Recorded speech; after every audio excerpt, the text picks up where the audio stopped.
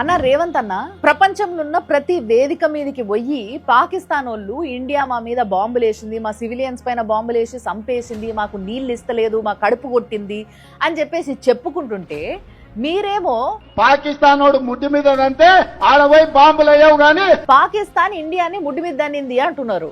మరి ఇండియా పాకిస్తాన్ ని ఎగిరెగిరి తన్నింది మీ దృష్టికి రాలేదా అన్న? Indian military strikes on Pakistan.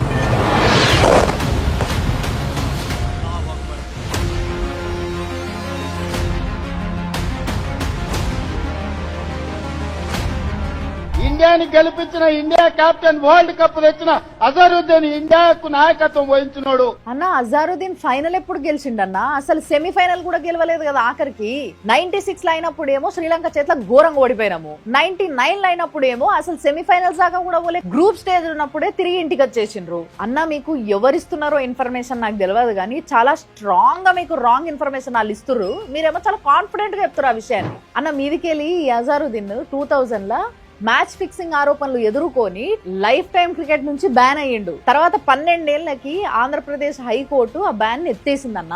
అన్న పాకిస్తాన్ ఇండియా ముచ్చట వచ్చినప్పుడు కొద్దిగా చూసుకొని మాట్లాడుండ్రన్న.